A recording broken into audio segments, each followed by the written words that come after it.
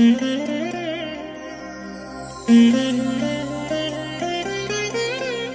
దినం పరము నుండి దిగివచ్చు మాట, ఇది నీ జీవితానికి వెలుగుల బాట, నీ ఒడిలో ఉంచబడిన దీవెనల మూట, అద్భుతాల ఆనంద ఊట. మే 17. సంవత్సరమంతా మీరు బైబిల్ చదివి ముగించడానికి ఈ దినం మీరు చదవలసిన లేఖన భాగము ఉదయం దినవృత్తాంతముల మొదటి గ్రంథం 1, 2 మరియు 3 అధ్యాయములు. సాయంత్రం యోహాను సువార్త 5వ అధ్యాయము 25 నుండి 47వ వచనం వరకు. ప్రియమైన దేవుని బిడ్డలారా, ఈ ఉదయకాల సమయంలో ప్రభు కృప మీకు తోడైనగాక. ఎలా ఉన్నారు ప్రియులారా? బాగున్నారు కదూ? తప్పకుండా దేవుడు మిమ్మల్ని దర్శిస్తారు. యోసేపు తాను అవసాన కాల దశలో తన సహోదరులతో, ఇజ్రాయేలీ సంతానముతో చెప్పాడు, నిశ్చయముగా యెహోవా మిమ్మల్ని చూడవచ్చును. ఈ మాట అద్భుతంగా వారి జీవితంలో నెరవేరడం మనం బైబిల్లో చదువుతాం. ఈరోజు దేవుడు ఈ మాట సెలవిస్తున్నాడు, నేను నిశ్చయముగా నిన్ను దర్శించదను అని. ఈ మాట నువ్వు నమ్ముచున్నావా? ప్రభుకి కృతజ్ఞతాస్తుతులు చెల్లించు. దేవుడు నీకు నిశ్చయముగా మేలు చేయడానికి ఆయన ఇష్టపడుతున్నాడు. ప్రియమైన దేవుని బిడ్డలారా, ఈ ఉదయకాల సమయంలో ప్రభువారు మనకు ఏర్పాటు చేసిన వాక్య భాగాన్ని చదువుకుందాం. జకరియా గ్రంథం 4వ అధ్యాయము 10వ వచనం. కార్యములు అల్పములైన కాలమును తృణీకరించిన వాడు ఎవడు? ప్రియమైన దేవుని బిడ్డలారా, ఎప్పుడైనా ఈ లేఖన భాగాన్ని గురించి మీరు ఆలోచించారా?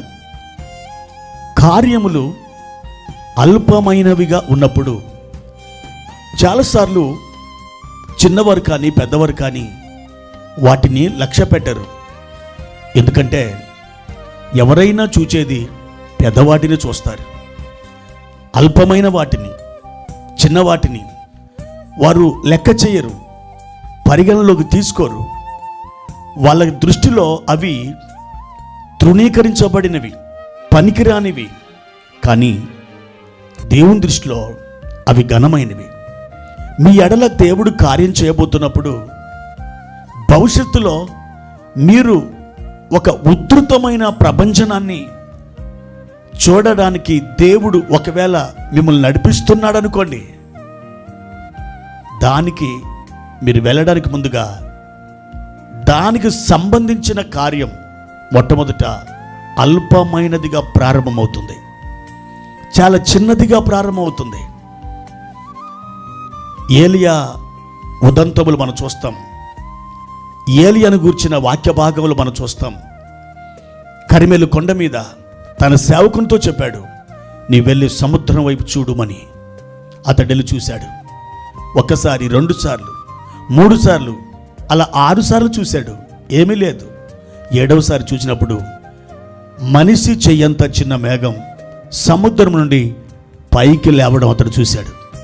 అయితే ఇక చాలు, విస్తారమైన వర్షం రాబోతుందని ఏలియా మాట్లాడుతూ ఉన్నాడు.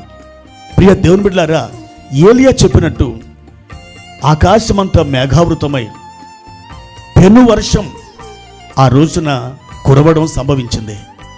దేవుని కార్యం ఎప్పుడైనా బ్రహ్మాండమైనదిగా జరగాలంటే మొదట అది అల్పమైనదిగా ప్రారంభమవుతుంది. ఆ అల్పమైన దాన్ని నీవు లక్ష్య పెట్టాలి, నీవు ఘనపరచాలి, సగౌరవంగా దాన్ని స్వీకరించాలి. అది రేపటి దినాన ఎంత మహిమకు దారితీస్తుందో ఎవరు చెప్పలేరు.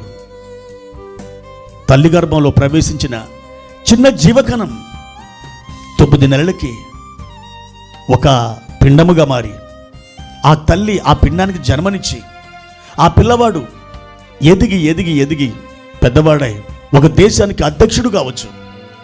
చిన్న కణంగా ప్రారంభమైన ఆ అధ్యక్షుడు ఈ రోజున దేశాన్ని ఏలుబడి చేసే స్థాయికి అలాంటి కృపకు అతడు రావడం జరిగింది. ప్రియ దేవుని బిడ్డలారా, ఈ రోజున మీ జీవితంలో అదే సంభవించబోతుంది. అల్పమైనదిగా ప్రారంభమైన దైవ కార్యం రేపటి దినాన చాలా గొప్పదిగా మారబోతుంది. విస్తారమైనటువంటి రీతిలో నీ కన్నులు చూడడానికి వీల్లేనంతగా పెద్దదిగా మారబోతుంది. ఒక దైవజనుడు ఒక గ్రామానికి వెళ్ళాడు. ఒక ఇంటిలో అతడు ఒక వ్యక్తికి ప్రార్థన చేస్తున్నాడు. కాస్త గట్టిగా అతడు ప్రార్థించేసరికి పక్కన ఇంట్లో ఉన్నటువంటి ఇద్దరు స్త్రీలు, ఒకళ్ళు వంట చేస్తున్నారు, ఒకళ్ళు బట్టలు దూతున్నారు. ఆ కేకలు విని వాళ్ళిద్దరూ పరిగెత్తుకుని వచ్చారు. వాళ్ళిద్దరి మీద దురాత్మలు పనిచేస్తున్నాయి. అంతే, వారిద్దరికి ప్రార్థన చేశారు.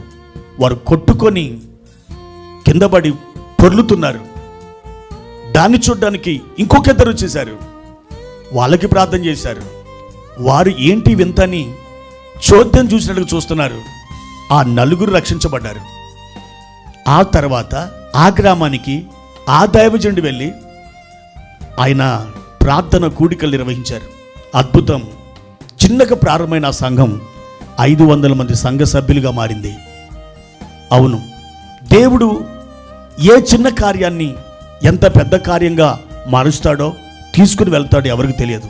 ఈ రోజున నీ చిన్న ధ్యానం, నీ చిన్న ప్రార్థన, నీ చిన్న ప్రయత్నం రేపటి దినాన దేనికి మలుపు తిరగబోతుందో ఎవరు ఊహించారు?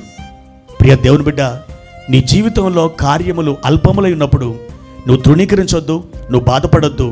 వాటిని నువ్వు లక్ష్య పెట్టాలి. దేవుడు ఒక దినాన గొప్పదానిగా, అద్భుతమైన దానిగా దాన్ని మారుస్తాడు. దేవుడు ఈ మాటల్ని నీ హృదయంలో ఫలింపజేయునుగాక. ప్రార్థన. పరిశుద్ధుడా, ప్రేమ కలిగిన తండ్రి, మీ ఘనమైన నామానికి వందనాలు. ఈ ఉదయకాల సమయంలో నీ కృప మమ్మల్ని బలపరచునుగాక. కార్యములు అల్పములైన కాలమును మేము చాలాసార్లు తృణీకరించాం. మాకు గొప్పది సంభవించాలని, మా కన్నులు చూడడానికి పట్టజాలనంత రీతిలో ఆ స్థాయిలో ఉండాలని మేము అనుకున్నాం. కానీ మీ కార్యం ఎప్పుడు స్వల్పమైనదిగా, అల్పమైనదిగా ప్రారంభించబడుతుందని మీ లేఖనాన్ని బట్టి గ్రహిస్తున్నాం. మా తండ్రి, వాటిని మేము తృణీకరించకుండా మాకు సహాయము చేయమని యేసు నామములో ప్రార్థించి వేడుకుంటున్నాము తండ్రి. ఆమేన్.